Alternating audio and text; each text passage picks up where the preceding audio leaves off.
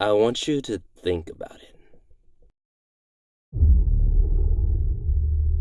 This is not just a stop sign. It's a symbol. One with the power to stop each and every one of the 263.3 million registered vehicles in the United States alone. This has more power than any baby on the planet. Not only does it communicate the need to stop at an intersecting path, but it's associated with safety, your freedom. For if you were to not stop at a stop sign, or worse.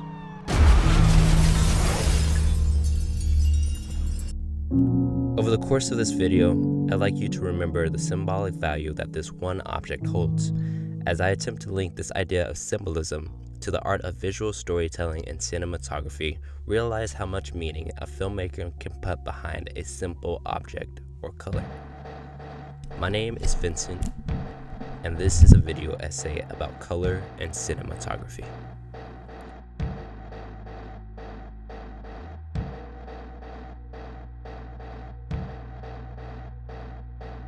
Just a heads up, to best illustrate my point, I'll be focusing on a single color. And if you haven't guessed by now, this color will be red, a color most arguably associated with the violence, power, corruption, love, life, and beauty of the human character. I'm making this video because I've realized that red also illustrates grander themes than this, especially in films. Warning. The selection of films in this video have specifically avoided the more common and borderline cliché uses of red. So no, there won't be any superheroes with red capes to symbolize heroism.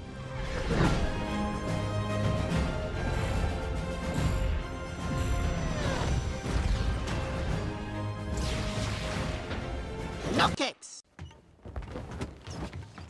Not as many smoking hot chicks with red lipstick, a red dress, and red bottoms. And sadly, no extreme use of explosive violence, demonic blood drives, or blazing pits of hell. I'll focus on the most interesting uses of red in film. To me, these films illustrate their message through their use of the color red. For example, we'll start here, with two short stories produced and directed by students attending Gobelins, the School of the Image in France. In the short, When I Replaced Camille, we follow the story of a competitive swimmer who was tasked with the responsibility of replacing the team's prize champion, Camille. This frame specifically uses the color red to direct your attention to what we can assume is time. Hovering just above our character's head, this red clock reveals the power that time has over our character. This is something that reveals a few of Laura's flaws. For one, her speedy desire to succeed, and the other being her ignorance towards the health risks that could be faced by continuing. Together, both of these threaten to deeply ruin the character herself, so that when later, Laura is purely concerning herself with the pressures of time, we are quickly introduced to the lingering presence of Camille, whose primary purpose is to warn Laura of the danger she could face by continuing. I enjoyed seeing how the scene is abruptly interrupted by the quick leap forward to the swimming meet. It's officially showtime, and we're shown just how worried Laura is for her big race. We're also shown that the pressure of time is still hovering just above her head. Also in the center of the frame here, this clock again enforces its authority. Now, when our character herself appears diluted with the same crimson red as the red clocks, I believe that this symbolizes her full submission to the pressures of the world. Time, peer pressure, and the duty of being a team member all climatically serve as her downfall, as seen in the following scene. Moving on to Out of Season, the short story of a national park officer by the name of Jude. who is pressured by her own inner desire to prove her worth to those otherwise blind to her ability as a middle-aged woman and seasoned officer. For a majority of the short film, we explore the beautifully lush, woodsy area, darkly lit and aged, almost exactly like our character, Jude. Not being introduced to the color red until this moment here, slowly starts to paint the symbolic weight that the color red will have throughout the rest of the film. Paying close attention to the red seats of Officer Karen's vehicle, a young, energetic officer who we can only assume threatens to replace Officer Jude. You can begin to associate red with the opposing forces against Jude's desire to shine, when here it's used to introduce her character's moment of no return. Laura's rebellious character shines best here, when she's obviously driven by her own inner desire. And yet again, here is the color red being used to introduce conflict.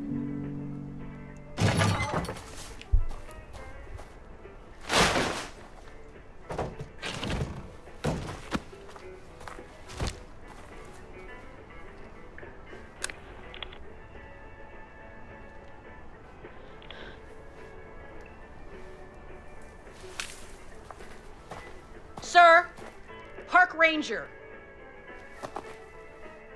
you're under arrest. This is where the real fun begins. Now that things have officially gone wrong for Jude, the film leaves behind its hint of green and transitions to a full-out red color scheme. This color can be meant to illustrate fear, danger, or even death, but after witnessing the scene here, I think this color is used to illustrate, yet again, the panic that one faces when they battle against the pressures of life. Jude's tragic mistake of not only murdering the two resistors, but also accidentally shooting her fellow officer Karen in her blind panic really begins to illustrate regret. And this scene here, where the color red lingers behind her silhouette. Lastly, here's a film that I applaud for its really creative use of the color red to show change in character. In the film We Need to Talk About Kevin, we follow the non-linear narrative of a character named Eva Kachtoria and her toxic relationship with her son, Kevin, who has tragically grown to commit a most obscene act of cruelty that leads to the paralyzing misery of his mother and the community that she lives in. The detriment of Eva's character is caused by her duty as a mother to stay by her son's side as he soon approaches prison confinement. This responsibility forces her to deal with the repercussions that Kevin's genocidal acts have had on the townspeople. Both Kevin and Eva share similar confined freedom. In Kevin's case, it's more directly portrayed as he will soon be sent to prison for his heinous crimes. In his mother's case, however, we see how the townspeople mourn their losses, directing all of their hatred towards Eva and her household. Often harassed and deemed an outsider, Eva seems to be stuck, tormented by the thought of being a horrible mother, constantly wondering if she was in some way responsible for her son's actions. The color red in this film portrays her sense of regret. This is where I like to reintroduce my stop sign metaphor. In this film, I think director Lion Ramsey intentionally introduces us to this moment right here. In this introductory scene, we start at the very beginning of Eva's tragic narrative. Behold the La Tomeda, a Spanish festival hosted in Manon, in which participants engage in a mass tomato throwing gathering. This event is depicted as a rather joyful event that in many aspects serves as nothing but a careless activity. There's no religious origin, no symbolic gestures. It's just a festivity where men and women gather to indulge in often friendly but dangerously violent tomato throwing and fighting. It's not just a coincidence that the film starts with this moment in Eva's youth. In this case, I say that this is strategically placed in the beginning of the film to artistically foreshadow the reasoning behind the actions of both Kevin and his mother. It's the same symbolic weight that the stop sign has. In the film, the carelessly dangerous indulgence in throwing tomatoes also represents the carelessness of our characters. When Eva becomes pregnant and leaves her life behind as a traveling writer, we can associate this with carelessness. And to explain, I say carelessness because as she leaps into the role of a mother, we clearly see her disgust and regret of having the child Kevin, especially highlighted in this dialogue here. Mommy was happy before little Kevin came along. You know that? Now Mommy wakes up every morning and wishes she was in France. Here she flat out references that she'd rather be enjoying her youth than be constantly fighting the battle of a parent. We then can also go into linking this depiction of carelessness into the character Kevin, who in his own words explains just how pointless his reasoning was for murdering his classmates, his sister, and father.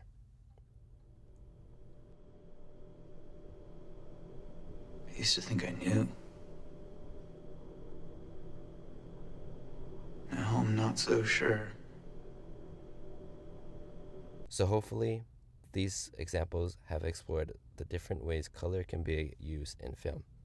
Thank you.